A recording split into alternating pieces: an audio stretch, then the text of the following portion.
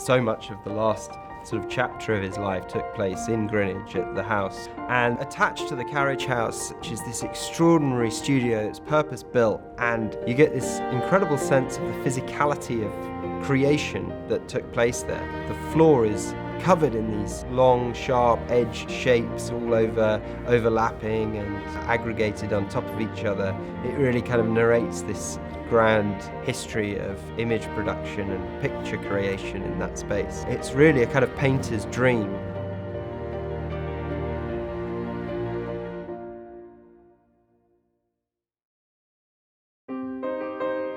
We're really thrilled to be offering property from the private collection of Robert Motherwell and Renate Ponsold Motherwell.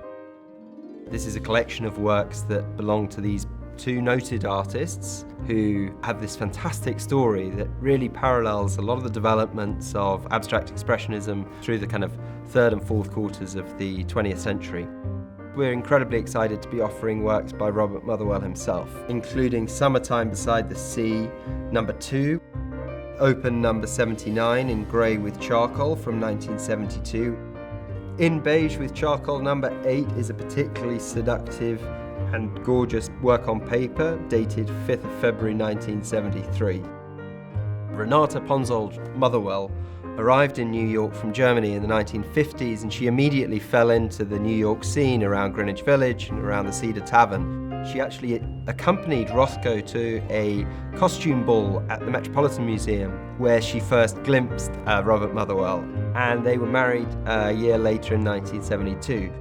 The collection consists of several works by friends of theirs that were mostly gifts. Foremost among them is Cy Twombly's Clue from 1951. Twombly did this painting at Black Mountain College, and it's one of exceptionally rare, very, very early work that exactly mirrors what Motherwell was doing around the same time. Motherwell and Twombly were great friends at Black Mountain College, and in 1951 Robert Motherwell actually wrote the introduction for Twombly's first solo exhibition at the Seven Stair Gallery in Chicago.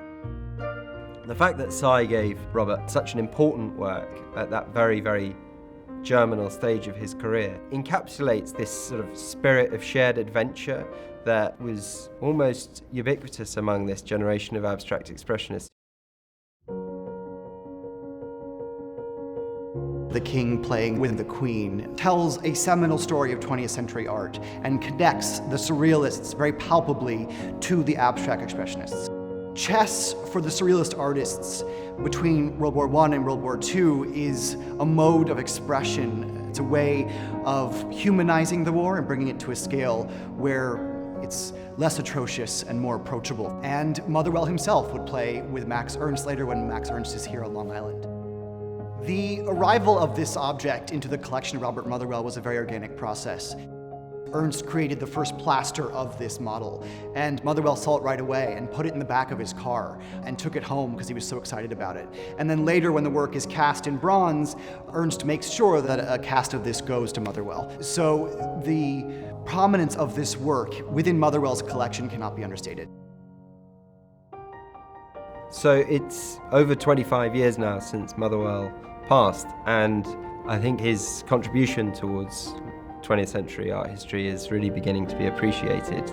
Somebody who was very close to the development of surrealism into abstract expressionism, really one of the kind of founding fathers in a way of abstract expressionism.